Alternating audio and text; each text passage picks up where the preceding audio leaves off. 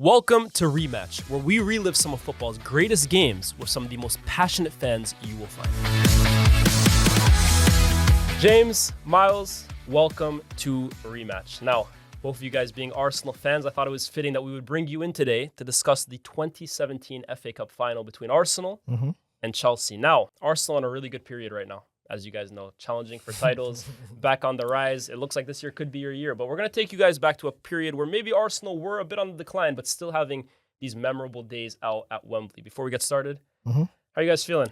I'm fine, man. I'm feeling good. Optimistic about my team, as you just mentioned that, this might be our year. But I'm feeling good, man. Ultimately, I'm not doing too bad. Thank you. Yeah, feeling good. It's funny because this is a good period for Arsenal, has been for a few years, but they haven't done what this team we're about to talk about have what they achieved, which is actually come home with some silverware. So hopefully this is the year. Let's paint the picture a little bit for this game and the season in general. This was the 2016-17 season in the Premier League. And funnily enough, Chelsea were the Premier League winners. Outstanding, but it was a rocky start to begin with. And of course, it was a rocky start that was almost saved by a 3-0 defeat, funnily enough, to you guys. Yeah, a 3-0 loss at the Emirates against Arsenal that basically made Conte think to himself, do I need to reshape this team? And there was a change he made during that game to go 3 at the back. And that would go on to see a crazy winning run that the Premier League hadn't seen to that point, which eventually led Chelsea to their 5th Premier League title with 93 points. A really impressive season. Now, on the other side, Arsenal. This was a forgettable season, and that's because this was the first time in Arsene Wenger's entire history as Arsenal manager that he failed to qualify for the Champions League, finishing 5th. Yeah. And, of course, a devastating loss in the Champions League to Bayern, 10-2 on aggregate, 5th round exit in the Carling Cup as well, too. But just to paint the scene, it's not a good scene. It's not a good scene, but it's kind of just to lead us into this FA Cup. Yeah, I get it. For Context. Chelsea was almost like the ultimate possibility of crowning the season with more silverware. Yeah. And Arsenal, maybe the possibility of salvaging what was such a bad season. Clinging on. Yeah. Clinging on, Do you guys remember where you were for this game? I actually do, Funny enough, I actually live right next to Wembley. Is it? So I'm actually literally a 10-minute drive from Wembley Stadium. And I went up to the top of my estate and I saw my boy. He supports Liverpool, funny enough. Yeah. And he was in his car. He was getting ready to go somewhere. I said, where you going? I'm going Brighton. I said, why are you going Brighton? I'm just going down there for the day. Because if you remember rightly, it was a hot summer's day. Yeah. So me, with my smart idea, said, I want to come. So my team's playing down the road, 10 minutes down the road, James. We're about to play an FA Cup final. I jump in the car, we go to Brighton. So now I'm in Brighton, James, an FA Cup final day. Obviously, I think kickoff was probably around 3 p.m. So we went early. So I'm sitting on the beach now thinking, I shouldn't be here. Like, I need to watch my team play. Yeah. So I left my boys on the beach and went to a pub in Brighton. And I was just there with random fans watching that game by myself. So that's what I remember of that day. Fair. I was in Brighton. When the game was just next door. To my house. Did you make in time for the celebrations at least? No. I celebrated in Brighton Beach. Yeah, with some Tempees and... James, where were you? Huddersfield? No, more random. I was in an Irish pub in Rome. Oh, see? Which is... Anywhere but the game. I know, literally. Both of us. I was on my year abroad and a friend of mine was working in Rome. He was a massive Arsenal fan, so we'll watch it together. We watched every final together. We'd won them all. So I said, I'm coming down to Rome. We're going to watch it there. Yeah, I was in Bologna, but there we go. Where was you for the Europa League final with this guy?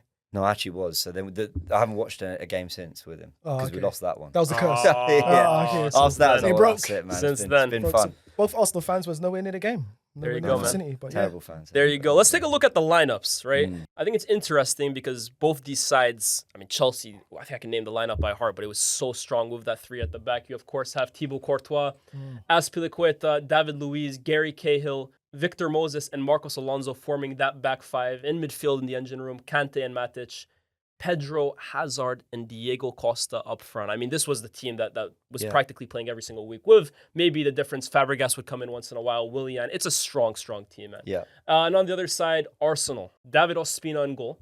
Rob Holding and Mertesacker, who actually made his only appearance of the season in that game, marshalling the defense. On either side, Bellerin and Monreal. And in midfield, Ramsey, Granit Xhaka, Alex Oxlade-Chamberlain, Ozil, and Alexis Sanchez, with Danny Welbeck up front. Now, you look at both those lineups. As I correctly pointed out, Chelsea, fantastic this season. Arsenal, stuttering to the finish line. Yeah. What was the feeling for both of you guys heading into this game? Hope, confusion, desperation? For me, it was hope. Because obviously, James, you know that our backline was riddled with injuries. We had no backline. There was no Keshiani. We had Mertesacker at the time. Yeah, Mustafi was out. Gabriel was out. Gabriel was out. So we had a young Rob Holding there.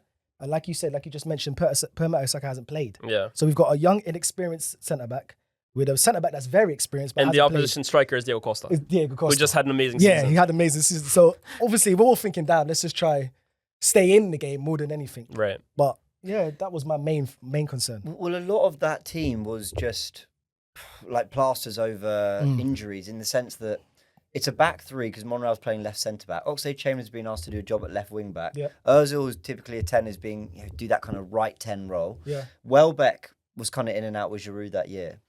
But they pulled through. Xhaka was having a great season. Yeah. It wasn't. But they, That was a That was season. his yeah, debut it was his season, no? debut season. I think that was the season where he had a little controversy against Crystal Palace. No, that was I think the year or two before. Is to be it? fair. Oh, Yeah. okay, yeah. cool, We fair still liked him at the time. Just about. But yeah, I mean, the team was really kind of patched together to just do something. But they'd won 8 out of 9 games, I think, playing with a back three. So it's funny, we talk about Conte's kind of the butterfly effect of us beating them 3-0, but it led to a lot of teams in the Premier League going, this back three's working. Absolutely. And Wenger, who never moved from a back four, maybe went 4-4-2 to 4-2-3-1, suddenly goes, the back three's it. And you know what? He had quite a few players suited to it. Yeah. 100%. Look at that squad. I completely agree. Yeah. But we go into this game, and even though you maybe go into it as underdogs, 4 minutes in, confusion and desperation maybe turns to jubilation, and Arsenal take the lead. Very dubiously, though, Alexis Sanchez giving Arsenal the lead. But when you look at the build-up to the goal, Yeah. a potential handball, a potential offside, Yeah. I guess the real question is, in the VAR era, does that goal count? No. But funny enough, when I was watching it, I was saying maybe that referee was the spark to VAR because the referee went to the linesman and they was talking. Yeah. And that's something we haven't Yeah, seen, yeah. obviously. So he probably was referring him, okay, what did you see? I saw this. Was he offside? Yeah, the linesman kept his flag down. He kept his flag Correct, down, yeah. exactly. So Per Mertesacker obviously was in an offside position, but he said no. Ramsey, yeah. Ramsey was the one who was offside. Was it Ramsey? Or Yeah, Ramsey was offside. Ramsey was Ramsey- offside. Ramsey So the way was almost, and I guess that's that decision. I guess from Alexis as well too. Did he handball it? Was it like it's such an odd? The angle looked, I don't It was know. it was a weird angle. It was a weird one. Yeah, The it was a camera weird angle, angle, yeah. it's like his hand was up. It could have been his chest, his Yeah. arm. You know, it's one of those where if you made an argument for each point, does Ramsey interfere? Well, he doesn't touch the ball. Is Alexis' hands in a natural position? Well, kind of in front of his face. But sometimes you just go, that goal shouldn't stand. No. Yeah. Like, even if you can make an argument for each individual thing. There were just so like, many yeah, things. it's like, that how just how shouldn't- how that did you get shouldn't be away a with that goal. one? Yeah. I think at the time, I remember Barca fans, I was going, but that's Yeah, normal. as and you that's do, by easy." the way. Yeah. Yeah, but I can reflect on it. I was hoping I get to the 10-year mark, but you know, Yeah. we're not quite there. I can sit there and go, now, do you know what? It should never have been a goal. But we deserved that first 30 minutes. We were all over Oh, Chelsea. we Yeah. had to Chelsea. Fair but- play to the yeah. ref, though. He actually went over there and had a conversation with the linesman and said, you know what? Yeah. Chelsea fans hate Anthony Taylor, not only for that goal, but then Yeah, the red numerous card, moments. the- Yeah. the Kovacic red card a few finals later. So, Yeah. Yeah. But- So you would say that the chaos of that goal kind of set the tone for the rest of the game then? Oh, yeah, 100%. Especially we got the goal early, Yeah. and Arsenal wasn't expected to score early on. Yeah, almost gave you guys that Yeah, it kickstart. gave us that yeah. boost. And after, like Yeah. James said, we dominated Yeah. most periods of that game, even when we did score. No, Yeah. It's like we didn't go in our shell and go to a back five. That's and say, that really surprised me on rewatch. How actually we didn't just sit back and Yeah. defend throughout a lot of the game. We Yeah. played a lot of football that game. No, I think you'd argue you guys should have been up 2-3-0, right? Yeah. Welbeck hits the bar. Ozil has a yeah. chance Ozil. deflected off the line. ooh, Yeah. that special shot. The Yeah. kicks it in the yeah. ground. You know that one, man. The Oh, bounce one. Yeah, Courtois was onto that. Yeah. He But done- you just think to yourself, like, where was this all season from Arsenal? What's gone wrong for Chelsea? You guys probably couldn't believe your eyes. just riddled with injuries and obviously the level of consistency that season. We just wasn't strong enough. We wasn't good enough to compete. We couldn't. We never had squad depth. We had great individual players, but one individual player might go down, James, then one's fit. It was just we never had the cohesion that season, man. And for multiple seasons, but on a Yeah. one-off game, Yeah. You guys could hang with the yeah, big boys. we could definitely hang. Mm. We showed him and we done it. So, Yeah, that first half, complete Arsenal domination. Going into halftime, what's the thought process from this? Is it like, oh, Chelsea at any point could really get back into this game? They have that little number 10, Eden Hazard, that if he wants to, he can just spark something. What's the thought process from the both of you? I think as football fans, you're greedy, aren't you? Because you're going to the game with no fit defenders. Mertesacker playing his first game all season. You're 1-0 up against the Premier League champions. You're playing brilliantly. But immediately your brain goes, it should be 2 or 3. Yeah. Because I know they're going to get better in the second half. And it's that weird thing with football. Like, rather than being encouraged by how well we played, Yeah. because we took a lot of that into the second half. yeah, we did. We could have scored another 3 in that second half. We didn't. We took the fear of, well, what are Chelsea going to bring?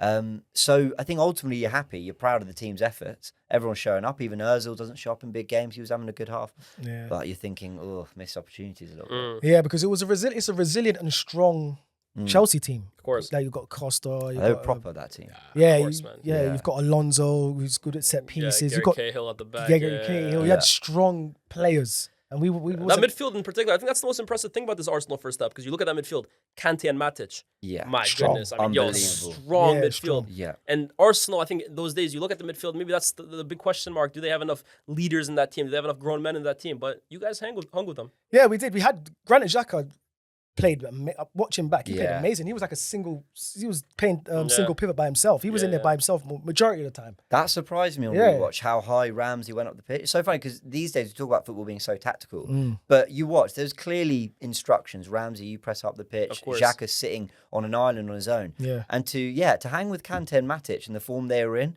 then Fabregas comes on, Ramsey gets the winner, but Xhaka kind of just quietly went about his business really, really well. It's not that surprising when you look at him at Leverkusen with a back three behind him, at Sunderland now with a back three behind him, clearly suits that kind of system a little bit. And it's funny enough, obviously, we don't touch on Granit for too long, but just watching him back now in the Premier League and seeing him back then, the maturity levels of him growing, going through all these growing pains and these growing... And just now, it's just like Rolls it's Royce easy for him. Honestly, looks like the game comes second nature to him. Yeah. Honestly, we enter the second half though, and James, you know what? You're right, because the second half Chelsea start to grow more into it, and it is that guy Eden Hazard starts getting more involved in the game. Arsenal start maybe stuttering and getting a little nervous in certain moments, and it does become a bit more stretched. I think the question becomes: did Arsenal tire out, or did Chelsea just wake up? Maybe a mixture of both. It's a good question. I don't know, Miles, because for me, I don't think we can ever understand the pressure of you're in a cup final, you've got something to hold on to. I think almost when you're behind, it's, instinct takes over, right? But that sense of we've got something to protect, we could get that second. We've been good enough to get that second. Yeah. But more and more, you're kind of coming back into your shell. And there were times where Arsenal tried to counter-attack where Ozil would overhit a pass to Bellerin or a cross would just go too far to the back post. There were moments where I was thinking, you could have got that second there, but you naturally just start to protect what you got. Yeah, and also we did protect what we had, but ultimately I believe that in the midfield we had the natural better footballers. And us holding the ball, like the possession, we had Ramsey, we had Ozil, we had Granit Xhaka, we had Oxlade-Chamberlain who can protect the wall. You would really attribute that Alexis to Kante Sanchez and Matic. We was knocking the ball around in the midfield and nullified anything they was doing. So even them trying to get onto the ball, and they had one of their better players that came onto the pitch who's great on the ball, Fabregas, he wasn't on there. Yeah. You've got two destroyers in the midfield in Matic and Kante. So they never had any ball players. Chelsea, I think you look back at that team, and a lot of it did come from the flanks and Moses and Alonso, and then giving it to Hazard, who eventually finds Costa. But I think Costa being on the periphery of that game for so long in that first half. Because the two wing backs that Wenger actually picked was very, very smart of him, because Hector Bellerin, who actually nullified Alonso, and someone, Victor Moses is very fast, but we had Oxlade-Chamberlain out there. Yeah. You can match him for pace and power as well. Yeah. So we kind of nullified what they was doing, going with the 3-5-2. So yeah, man, Wenger got that spot on that. Yeah. On the subject of Victor Moses, that was a huge turning point in this game, right? Because just when Chelsea looked like they're getting back into the game, just like when Arsenal looked like, it might be starting to collapse a little bit, Victor Moses finds himself bursting into the box, goes down, penalty, not a penalty. The ref deems it a dive, and Victor Moses is sent off. Chelsea down to 10 men.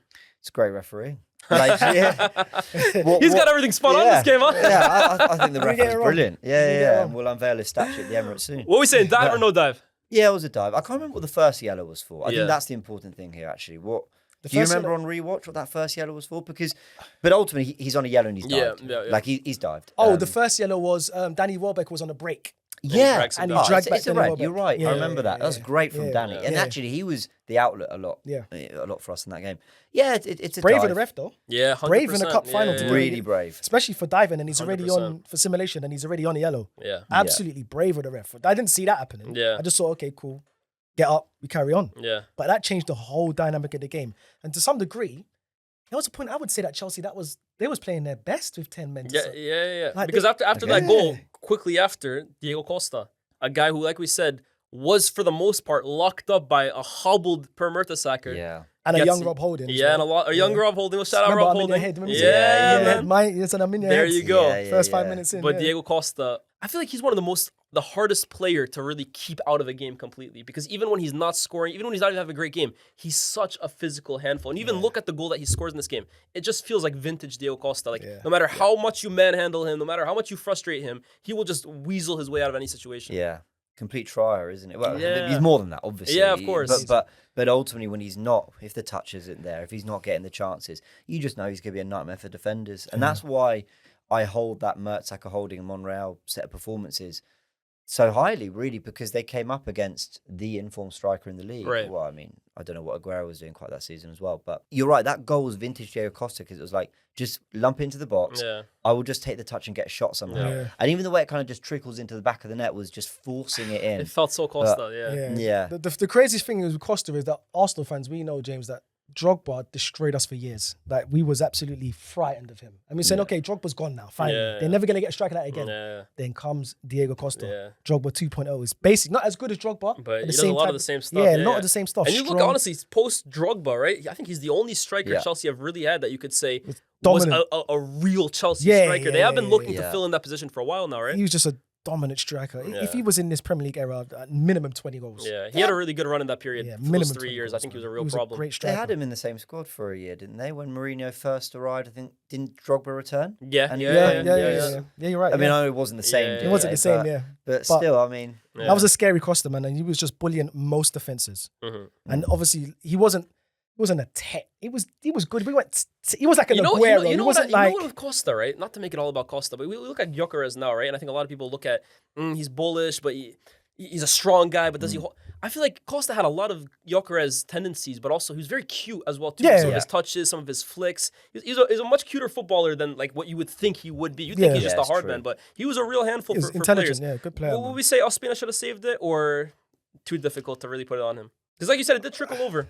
I never reflected on it as an error. Maybe a better keeper keeps it out, but I never saw it as an error. I would give it more. I would give more praise to Costa because he ghosted him behind the defender. I hear it. And used his experience, right? And then just got the shot off and scored. So I give that more to Costa than Ospina, because Ospina made an amazing save in that game. To deny Costa a little bit later. To make it go to 2-2. But yeah, he was a world-class striker at that time. 100%. But down 10 men, they found a way in. Are you guys thinking at this point, it's the history of Arsenal the last few years? Are we going to bottle it again? What's the thought process behind that? I figured, God. Here we go again. Yeah, man. They've got 10 men. Yeah. Surely Arsenal, we're the possession-based team, James. Like, just pass the ball around. I know. They can't run forever. Yeah. Matic is getting old. Like, just pass the ball around, and then after it's like we reverted back to, okay, let's just defend now.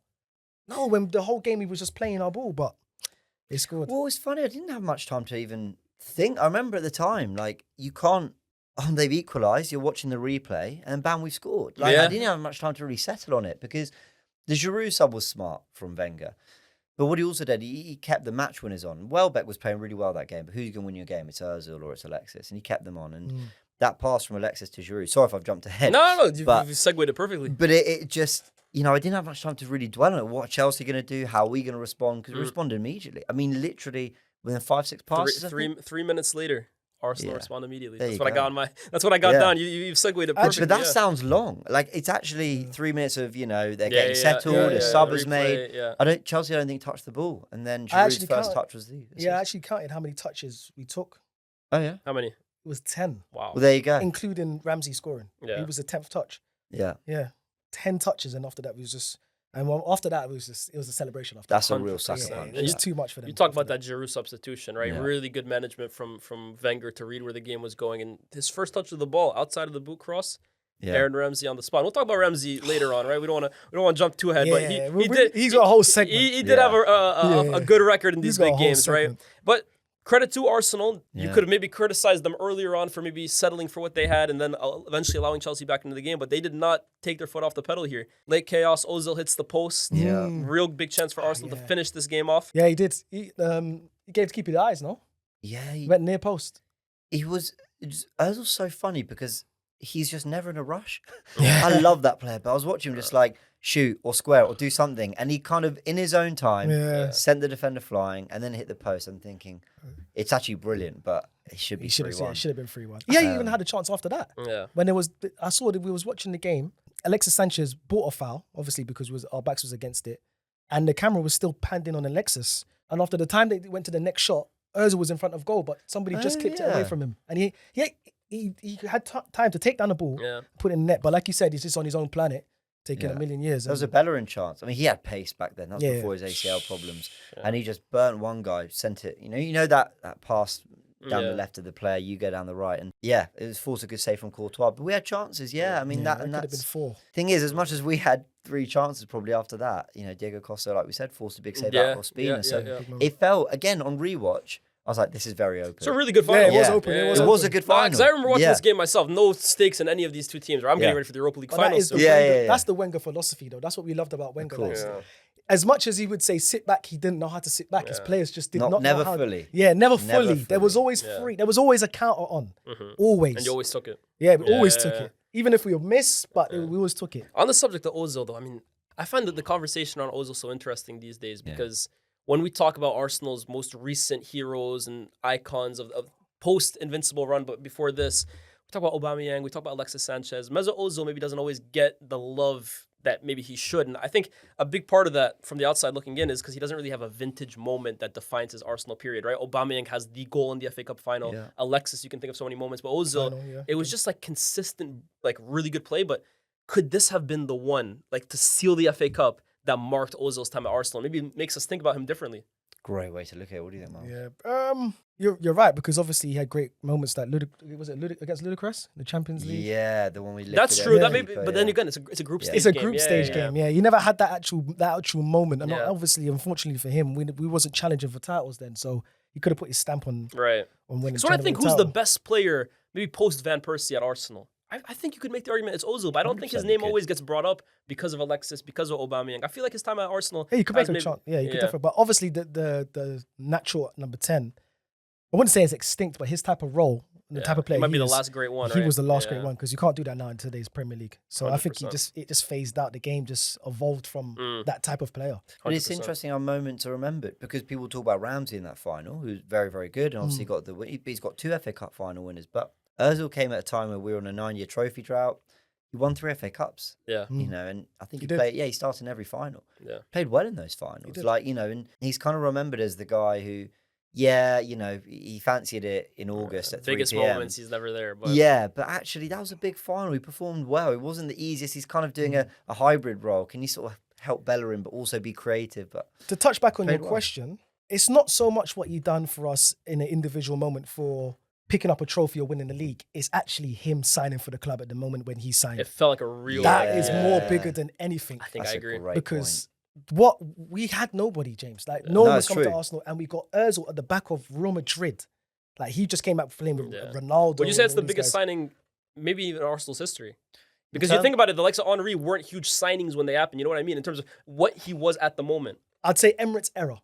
I wouldn't say history. Before him, though, who really is there? Anelka, maybe you got him as a wonder kid from PSG. If you're talking noise, because Arsenal have never really made big signings. You know what I mean? Like they never made like a superstar has come to the club. You build superstars. That, though, good point. Degree. Good point. Maybe it is Bergkamp. Yeah. Like, when the Ozil thing happened, and obviously we're entering the age of social media, really being a regular thing. We've got transfer deadline day and everything. I don't think I've ever felt and will ever feel that excitement around a signing because it was so strange for Arsenal to do that kind of deal, to spend that kind of money, and to pick a player that people were genuinely going, yeah, he's the best in the world. Yeah, he gets into this team, this team, this team. That year, no? A little later on. Yeah, the year after. Yeah, the year after. It was an international tournament though after we signed him though.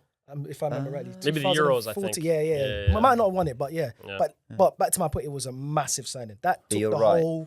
That's what he'll be remembered for. It sounds like you're taking from his footballing talent. We're not. It's just actually speaking to how massive a football. Yeah. So, Arsenal win the trophy. Yeah. And to this day, the last trophy that Arsene Wenger brought to the club. Talk to me about the post-match emotions, the post-match scenes. How big was that win? First and foremost, Wenger's got the Invincibles. That will always be kind of attached to his name and his legacy and his work in English football. But I think having the most FA Cups as a manager in English football, and having Arsenal, of course, Arteta's added one now, but having Arsenal as the team to have won the most, I think it's important he had more than one thing to his legacy for the amount of years he was in football, for the amount of work he did for Arsenal. So I think that was a massive moment for him. Yeah. As much as it was just beating Chelsea, obviously we'd fallen out the Champions League, so he needed something for that season. I just think it kind of it didn't complete his legs. We wanted that other Premier League title. We wanted European heritage. We wanted those things.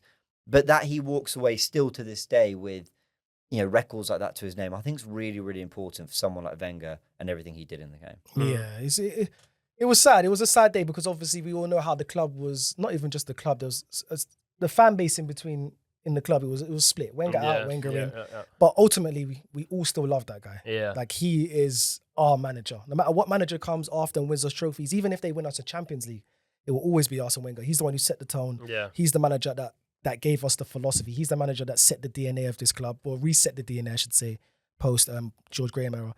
So Arsene Wenger, we always have respect and love for him, and he's a great manager. And I'm glad that he actually, like you said, James, won the most FA Cup in history as a manager, because now he's got that to his legacy, as well as an Invincible trophy, as well as transforming the Premier League to some degree and switching it up and diets and bringing in various different players.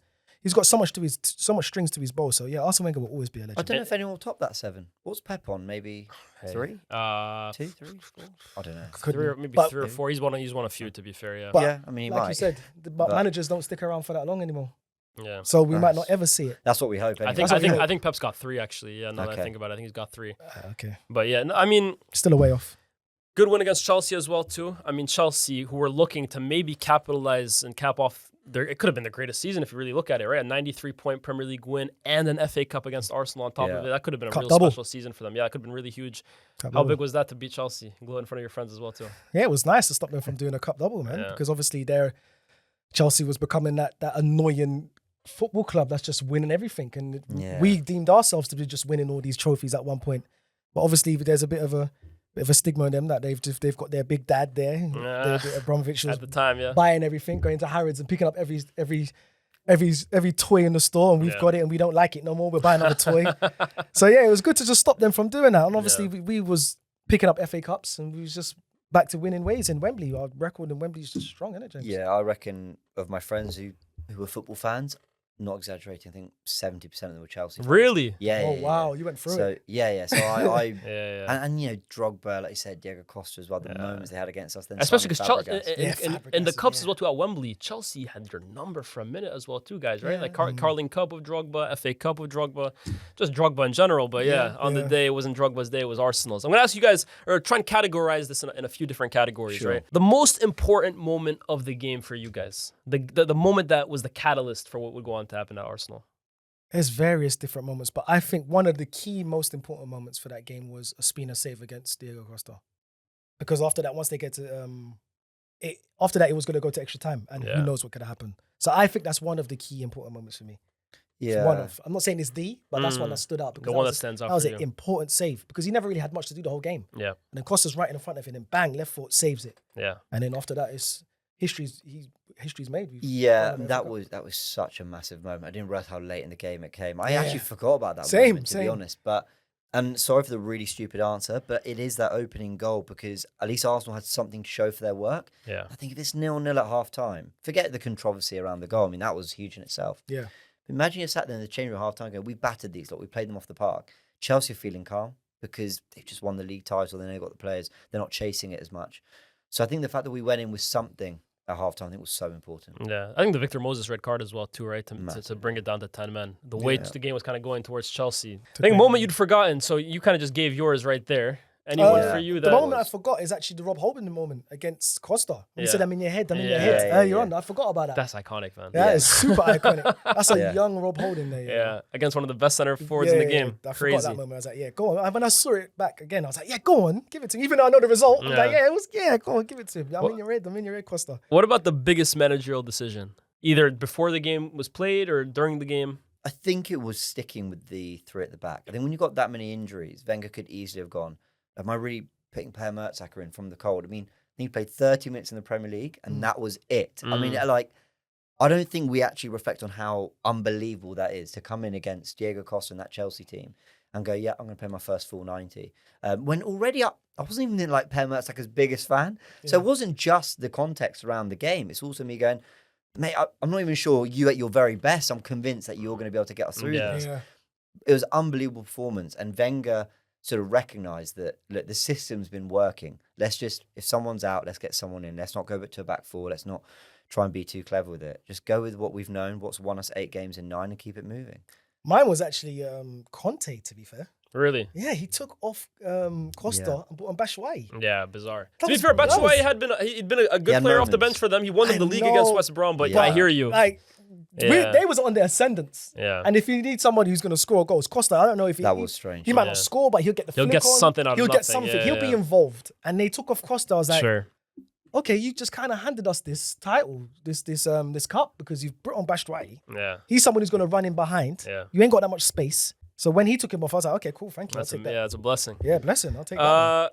Who gains the most from this game from a legacy point of view? And we can talk managers as well, too, if you do believe it's Wenger. But in general, who do you think this did the most for their legacy? I have to, got to be biased about it. I think, Wenger, as we spoke. But I do think Arsenal, because for all we've fallen behind a lot of the big dogs the last 10 years, 15 years maybe, Arsenal still sit at the top of the tree for FA Cups. It's something we're proud of. It's a rich part of our history. We then go and beat Chelsea in the FA Cup final 3 years later, albeit Baku was in the middle of that, so we'll pretend that didn't happen. But I think, like I said, for all the bad around Arsenal, not the last 3 years, but the last 10, 15, I think to still sit there and go, yeah, but we've collected FA Cups, beating Pep Guardiola twice, beating Chelsea when they could have done the double. And Wenger having that in his legacy as well. I do think that's important for a club our size. Yeah, mirror everything James says. I think it is us, because Arsene Wenger won the most FA Cups off the back of that win. So Yeah. Did it impact Chelsea, do you think? I mean, they ended up finishing 5th the year after. Yeah. Conte and Chelsea weren't quite the same. They missed out on a double. I'll tell you what, there's a big part of this game, and it's that it's Costa's last game for Chelsea. Costa was sold after this game. Reportedly a bust-up between himself and Conte, who never really saw eye to eye, but because of how brilliant he was, he got them over the line. The next season, they bring in Morata. Costa goes back to Atletico Madrid, and I think those two things, along with Conte just being a very volatile guy in general, right? Like, he is always on the verge of just imploding at any football club he's at. But if they win this, do you think there's potential for him to continue building the next season? possibly, but like you just mentioned, I don't think Conte. That's never been Conte's It can never be long term with him, right? It can never be long. He will come in, do the job. He's get here you for a trophy. good time, not a long time. Yeah. The signings were weird as well, like Zappacosta, Bakayoko. Bakayoko, yeah. Drinkwater, I believe, as well, too. Was it Drinkwater that season, maybe the year after? It was. I think it was. Chelsea made some Compared with bizarre Kante, signings. Yeah. They made some So who bizarre knows? signings. Yeah, they sold Matic to United that year as well, too. No, was it that summer? Yeah. So it wasn't a great. It's not a great way of defending a title for being. So they kind of No, it's dismantled their not. team and added not really great players. You to it. can't lose Matic and Costa, and Yeah. there you go. I mean, I think ultimately in terms of legacy, like Chelsea could and should have had a double, really. Yeah. When you look at the level there. That's really the history of Chelsea, though, right? Never really being able to build on success, right? They have short-term success and it's emphatic, but they can never really sustain it long-term and build a dynasty. You know what I mean? They were never able to do that. No, I think the only person for me that springs to mind when it comes to like long-term success or like dominance is Mourinho. But you say that. I know. But how long did even that last? But right? it's just that period, like that That's so interesting, 04, that period, Yeah. going up to like 08 when it was in the Champions League final But with you he guys. got sacked that season. Yeah, I know. 07, 08. So he was really there for 3.5 years, and that's the longest period of time any Chelsea manager has really had. Yeah. That's so interesting what you said there about Chelsea, because I agree with you in terms of a group of players, but then Chelsea fans watching this might go, well, title in 2015, 17, 19 they won the Europa League, 21 they won the Champions League. They're the most successful club in the varsity of the 21st But it was never century, the right? same group, But it was never it? felt like a dynasty like United winning 3 in a row or 5 in 6 years, or City, what they've done under Guardiola. And it felt like they could, Chelsea. They had the money, they had the players, but I think Conte is just they would always hire short-term managers, or Abramovich would throw the toys out the pram and buy someone else. It was always There was Chelsea. turnover in those teams, wasn't there? Right. Managers and players. The core would stay the same, but there was never stability, I felt. the Terry, the Lampard. 100%. Man of the match for you guys? Ooh, this was tough. My man of the match for me is Rob Holding. Rob Holding. Yeah. Interesting. Yeah, Rob Holding has to be. I call this the Rob Holding FA Cup. No, seriously, this is a young man that came into this Arsenal football squad that never got minutes throughout the whole season. Yep. He was going against Costa. I remember the whole hype about it. Can he hold off this big, scary striker? You're right. Yeah. And he just, from the first minute, he was up for it. And he man-marked Costa the whole game. When Costa went into midfield, he was there, giving away needless fouls. He was just there. Rob Holding, for me, was outstanding. Mertesacker didn't play, but we know the experience of Mertesacker. He's been to World Cups. He's been playing for years. But to have that young, naive centre-back next to him going against Costa, the best striker in the league at that time, for me, that was a man-of-match performance. Sometimes, though, the inexperience, it can almost lead to bravery, right? Like, you're not afraid of making 100%. mistakes. You're just playing to play, right? 100%. That's what we got from Holding. What about you? Yeah, That's such a football cliche. I do think it could have been like 4 or 5 players. I really do. Like watching Could be the whole squad, honestly. Yeah. Watching it back, I was going, it could be Xhaka. It could be Monreal. Saka. Monreal was class. Ramsey got the winner. I'll give it to Alexis, man. He is. And you know what was so like fun about rewatching this game was, I don't know if you get that version of Alexis in modern football. You know, just that freedom he was just like touch, bam, hit the pass first time. He was very off the cuff. He was just shooting on sight. He was just everything. He would be like, I'll be the number 10. I'll also be a false 9. I'll also be a left winger. I'll be a touchline winger. I'll be a inside 10. He just did everything. And some of the passes he played, do you remember that switch pass to Bellerin, I think, where he just sort of shimmied past the defender and then just switched the player. Bellerin was in. Man, you made that look so easy. He was a pleasure to watch and obviously played a massive part in the second goal with the pass for Giroud. Again, first time just... into Giroud. He was brilliant. I'll give it to Alexis. The unsung hero of this match. Maybe the guy that all these years later still doesn't really get the flowers he should from this game. Maybe it is Rob Holding. For me, it's Rob Holding again. Yeah. Unsung hero. But so, another honourable mention. I wouldn't say as unsung hero because we know he's a hero, but it's Aaron Ramsey, man. Just that, not even an unsung hero, it's just the hero. Yeah. He just does it for us time and time again. He's just that player we just always counted on when it came to big games, big moments, and he just always came up trumps for Arsenal. Regardless of what position Wenger told him to play, no matter what midfield combination he had, he was always involved. 8-10 double pivot. It was wide. He was just a very complete midfielder. I'll give it to Granit Xhaka as the unsung hero for me. Just kind of sums his time up at Arsenal. Yeah. That performance did actually, and just watching it again, that first 30 minutes where we had so much of the ball, it was all running through him. And so when he's in that form, I think you're seeing it at Sunderland. You saw it at Leverkusen, you saw it his last season at Arsenal. When he is just comfortable and he knows is what he's doing in the team. I think he can actually be, and not many people use this word, Granit Xhaka. He can be very graceful to watch. Yeah. Lovely way to pass, like finds players in pockets. But yeah, he was great in that game. Really great. The biggest effect this had on either club going forward. I think Chelsea, we kind of talked about it, right? Chelsea weren't able to kind of build off the success, capitulated the next season. Arsenal, I think maybe there was a hope that after this game, you guys could kind of build off and the next season regroup and make it back to the Champions League. And Wenger gave it a good try, but ultimately it didn't happen, and it ended up being his last season at the club. Yeah, I don't think there was much effect coming from the back of this actual game per se. I just think that most Arsenal fans at a particular time was just like, okay, Arsene Wenger, you just leave now. Well, let me ask you this question, right? Now that you've won the most. Yeah. You know what I'm saying? Let me ask you this, right? Because as a United fan, I remember our most recent FA Cup win of Ten Hag. And I think a lot of the fan base was in a position where, obviously we didn't love Ten Hag as much as Arsenal fans loved Wenger, but a lot of us were looking at Ten Hag and saying, this season was so bad, maybe it's time to go. And that FA Cup win did convince a lot of the fan base that he should be given more time because this is what he's capable of. Was there a similar feeling with Wenger at the time that like, it hasn't been great, but he can still win these big games and we still need to give him more time? Was that kind of the takeaway after that? Unfortunately, yes. Now, a lot of Arsenal fans disagree on this. Some say he should have left after Hull in 2014. Yeah. I disagree with that. I think he just got the money with Ozil. And look, for a few years, we were actually still a good side. Maybe not challenging for titles, but we'd get good wins. We'd play great Champions football. League. Yeah, and I wanted to see a little bit more of Arsene Wenger's team. But that league season, we went through such a poor patch. I looked at our group and I just went, I'm not convinced anymore. We need something fresh. Yeah. So cool, they found a way to win the FA Cup. I wish he'd left on that. Just at Wembley, where he made history for Arsenal. That was the way to go out. It would have been the perfect send-off, right? On his own terms. Yeah. Because we all know we're all excited, we're all happy.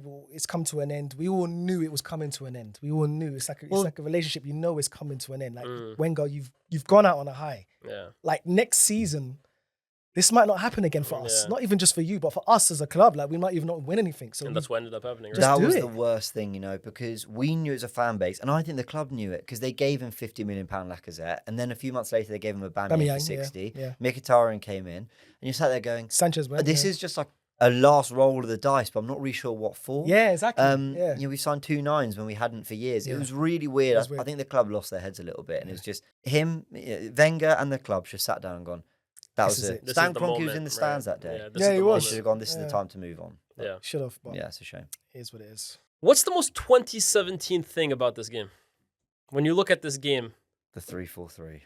I think it really was. That took over English football. Took over. Yeah. Conte came over and took said, over. This is it. Everyone was doing it. I think Stoke were doing it. Pretty sure Man United might have tried it. We did try it under Mourinho, Yeah. You know what's funny, right, with the English game, right? And I think you're looking at it now. managers aren't that innovative. Whatever seems to be working, everyone just copies it until it doesn't work anymore. And we're seeing that now with throw-ins and long balls. But it was similar to that as well, too. Conte went on a winning run with 3-4-3, and all of a sudden, that just became the meta in football. Because, you know, if I remember rightly, LVG did the same thing when he first came in. Yeah, he did. It just didn't work out. It just didn't work out. If it worked, I swear everyone would have been doing it. Done it. Yeah, so you're right. So to some degree, managers do copy each other's tactics and see what's the actual trend. But yeah, like you said, three at the back, 5 at the back, or 3 at the back, however you want to say it. That was definitely one of the trends after that. Because especially, and the way they've done it, 90-something points. Yeah. FA Cup final didn't win, but they could have did a cup double with this formation.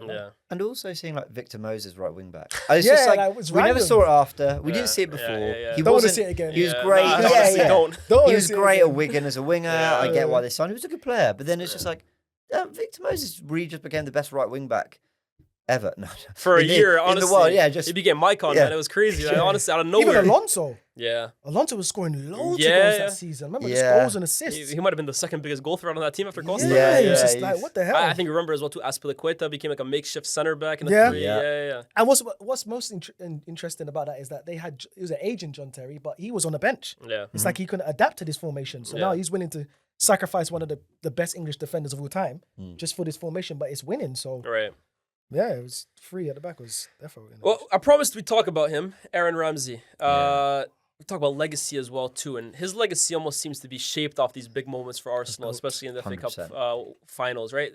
When you look at his entire Arsenal career, it's interesting because he was injured several times. Then he had periods in the team where maybe he was struggling, but then I really think that season 13-14, he really took off and never looked back. Yeah, never. But those FA Cup moments in particular, for focusing on that. How much can you treasure those? Well, no, because I've got a hot take. It's not that positive about Ramsey. I'll go ahead. I don't know. Go on, we'll end on a positive. So, my feeling with Ramsey. We love hot takes, man. Okay, I'll caveat by saying to have the injury he had and come back and have not just the career he had, but to play the level he did. Sure. Like, you got nothing but my respect. That is unbelievable because it's not even just the recovery. It's do you have it mentally to go back into that? He never shied away from a tackle. Like, what he did for Wales, like, nothing but love and respect for Aaron Ramsey. I felt that the level he got to at Arsenal post-injury was slightly overblown by Arsenal fans, if I'm honest. Good player, very good player. And the moments are unbelievable. They're written into our history. And by the way, better players have come and gone who haven't written their names into history like Aaron Ramsey did.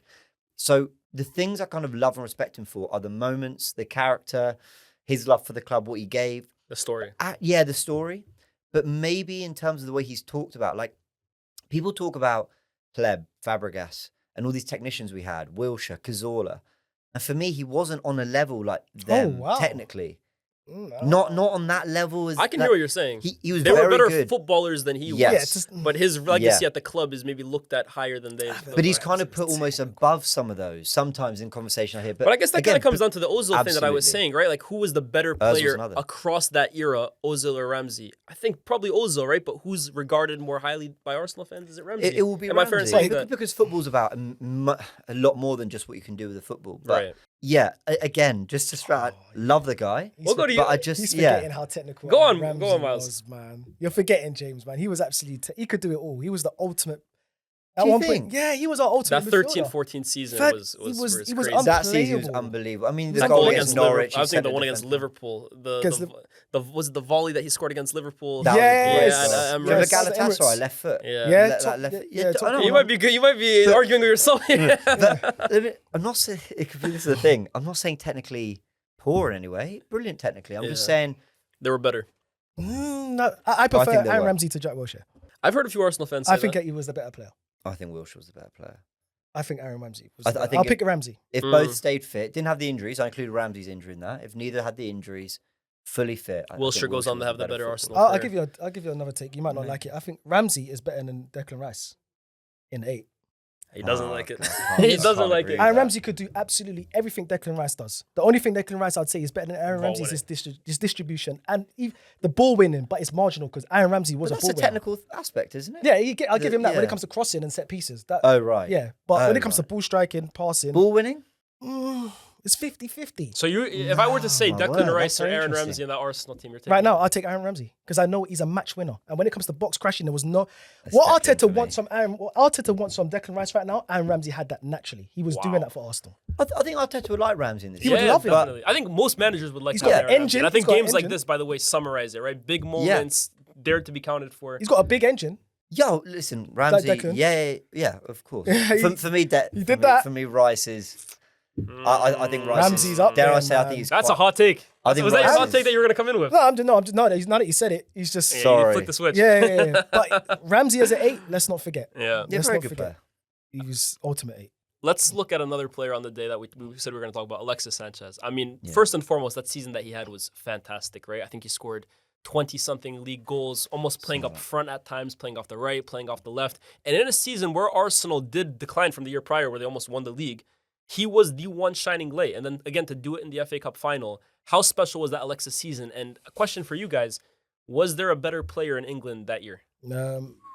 That year, was that Who the put year up against him? Hazard. Hazard, N'Golo Kante, Harry yeah. Kane. I don't know if it was that particular year, but I know there was a year he scored like 20-something goals. That's the year. 20, That's yeah, that's 20, the, I think it's 24. It was 30 in all comps. Yeah. with I think it was 18 24 in the assists, league, I 48. think. yeah, Yeah. that was the Yeah, year. yes, it was. I think it was 24 in the There league. was a big debate. Don't you remember? Obviously, you had loads of Chelsea fans. That they Alexis and Hazard. yeah, was the they big was one. that was the big debate. Who's better, Alexis or Hazard? Personally, I sat on the Hazard one. I was a big Eden Hazard fan. I'd give it to Hazard for certain season, yes. But But that I think season, you that would have said season Alexis. it was Alexis. I think it was that season. Even though Hazard I won the debate this with league. my friends. You know what it is with Alexis and Hazard? And I guess it's to take away from Alexis. Even though he was one of my favorite players ever, and when he came to United, I bought his shirt. Unfortunately, I was in love, right? Yeah. But I always felt with Alexis, he was a match winner, but he was pretty individualistic, right? Like he would ball out, but it was because of him. I don't really felt like his play benefited the rest of the team. Like sometimes he would play that little chip ball over the top that 9 times out of 10 wouldn't get to anyone. Whereas Hazard was a bit maybe more like Ozil in terms of his play benefited everyone around him. He was maybe more beneficial for the team. But in terms of just getting the ball and scoring a goal out of nothing, I think Alexis, that season in Hazard could do particular, that though as well. true, but I think Alexis that season, Yeah, he was unseasoned. He was Yeah. our best player. Yeah. Country Mall. He was, Yeah, he was less secure with the ball, Alexis, and I mean that in a good way. Like, as in he would try. he would try anything. Yeah, he would try anything, and he anything. had the liberty to do so. I do remember. You're going to think I hate all our players. I do remember when he left for Man United. For me, I was like, that's fine. Like he'd been I frustrating think for a he'd been little on while. decline, yeah. So his form there didn't surprise me too much. What was the question? Who's better, him or Hazard? Like, was there a better player in English football? Look, when you look at the context of the team that they were doing it in, maybe not. Who won it that year?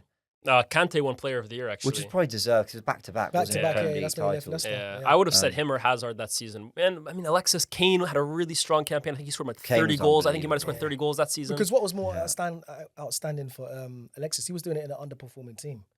That's what made Granted. it stand out. Yeah. And his Yeah. performances week in, week out, he was the difference maker.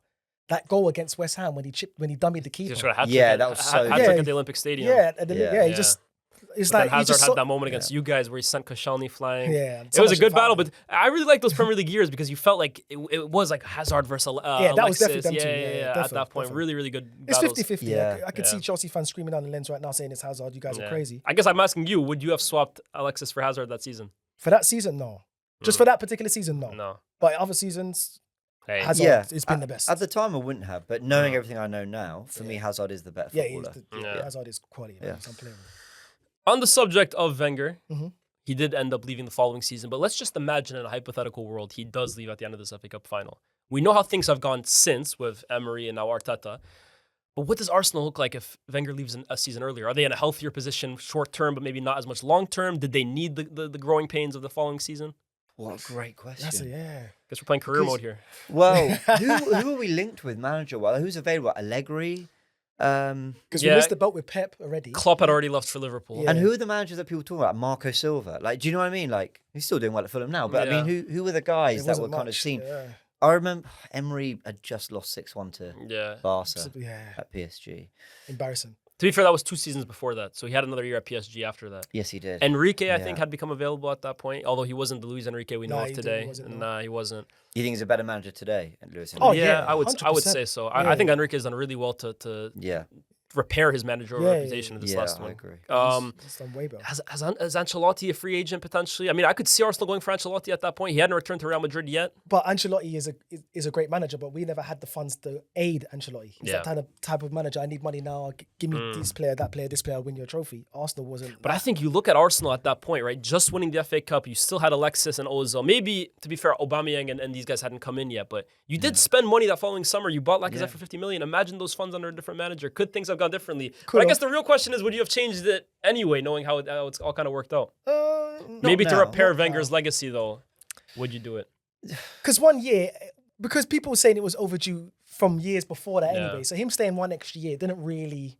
It sure would have just been nice for us to just leave on a high. Yeah, to leave on a high. I'll tell you what I'd change. If I could change anything about the way Wenger's exit went, is Koscielny kicking the ball in his own face, Griezmann scoring at the Emirates, 1-1 against Atleti in the Europa League semis.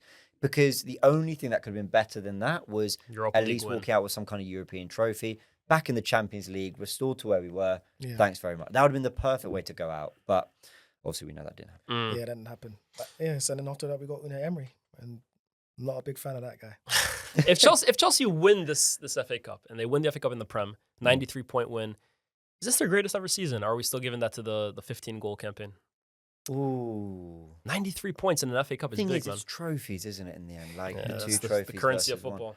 It's when people say to me, like, would you trade your Invincibles for a Champions League? It's like, you got loads of Premier Leagues. Does it have to be an Invincible one? Good question. Would you? That's a Well, Miles, conversation you for answer another first. conversation for another day. But as No, for I don't Chelsea, think I would. But as for Chelsea, does that go in the record books as their best year ever? they did the double with Because even in the Ancelotti. Champions League years, they didn't win the league. They had poor seasons. Yeah. I think it will go down. I think it would. would. Were they better than Ancelotti's 09-10? Ancelotti did the double as well too. Yeah, he did that. More Portsmouth in the points. final. More Was it points. Portsmouth they beat in the final. Yeah, Portsmouth got relegated that year. Actually, funnily enough, yeah. Okay. Yeah, weird I season. don't know. You have to. I'm not a Yeah, Chelsea I fan. think I it can't. probably. I think it meant a bit more to them because they had Fabregas. They took one of ours to some degree. I think they've got that kind of bragging right to it. But I don't hear most Arsenal, Chelsea fans, the fans that I know, really talk about the Conte season Yeah, as one of their staple seasons. I agree. I actually agree. Yeah. They don't Why is really, because that? they don't brag about the 93 points. Yeah. Until you mentioned It's it, I true. completely It's forgot. true. They talk about their 15 goals conceded Yeah. campaign. Yeah. They even talk about 93 their points is a Ancelotti lot. one because they scored 100 plus goals. Yeah. You're actually right. The The Champions League back-to-back campaigns. Did they do back-to-back under Mourinho? They did. Yeah, they did Yeah. once. Yeah, 4-0-4-5. But this is a 5-0-6. big achievement. Yeah. 93 points is massive. And this is Guardiola's first year as well too. Yeah, they Yeah. were great to watch as well, that Chelsea side under Conte. Like, because they're kind of maybe seen as wing backs, back five. But it was exciting, honestly. Yeah, They it played was. great They football. didn't. They Fabregas weren't. was And amazing. you know what it was as well too. I think because the Guardiola era came in after, and it Yeah. just became slower and more on the ball, which is fantastic to watch. But that felt like real counter. Like I don't know if you guys remember that performance at the Etihad that they had when they won 3-1. 3-1, yeah. And they just blitzed them, man. Honestly, that Conte team was frightening at times. With Alexis, if you were to put him in the modern game today in the Premier League, where does he rank amongst players in the Premier League this exact season? Peak Alexis. Peak Alexis. Peak 15, 16 Alexis, 16, 17 Alexis in this season. Top 3, easy. I'm actually. Who are the two players that you think are better? Top 3. I'd say Haaland. Haaland's still doing his thing. And I would say Mohamed Salah, but he's fallen off. I think current Salah versus peak Sanchez. I'm taking peak Sanchez. Oh, this Salah the now. current Salah. Yeah, so this so he season could be in the top Premier 2. League, yeah. He could be top 2. Because what else? What do we have there? Voltemade. Well, I guess the question is Isak's fallen off. Saka or Sanchez. Has Saka surpassed Sanchez in terms of current moment? I love Bukayo Saka. I think he'll have a better Arsenal legacy than Alexis I'd agree. Sanchez. But He was a that pure one genius. season from Yeah. Sanchez, I don't. And dare I say, Sanchez's first season at Arsenal as well, Saka hasn't hit that level yet. No. I actually think last season, numbers wise, he was doing something special before the hamstring injury. Yeah, before the injury. Um, But if we take the peak Sanchez right now in this squad, He just felt like he could make On that something out of left-hand nothing, side? honestly. Yeah, you put him in this current team. yeah, with this current team, and he was a player that can actually fit in this system because he pressed.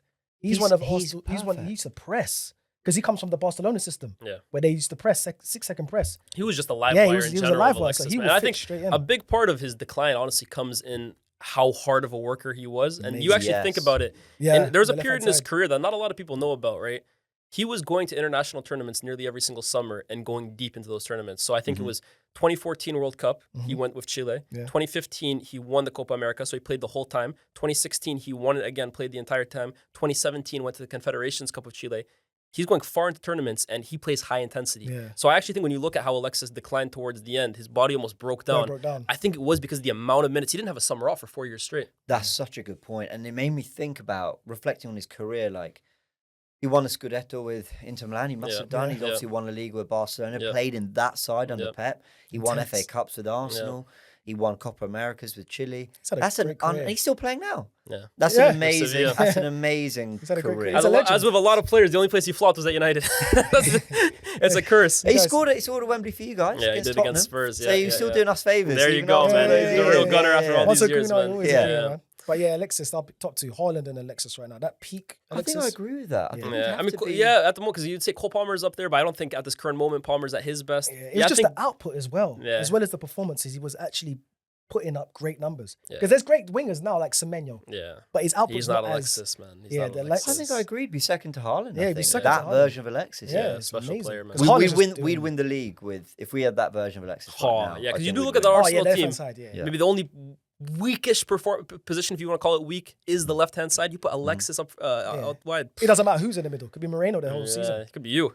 Honestly, Alexis, Miles, and Saka. That's a Saka. crazy front three. Why not? Why not? I'll be manager. What if I were to ask you guys for that 2017 team what they were missing? What Arsenal player in today's team would you put in that 2017 FA Cup final squad just to make that team even better? What were they missing? Centre-back.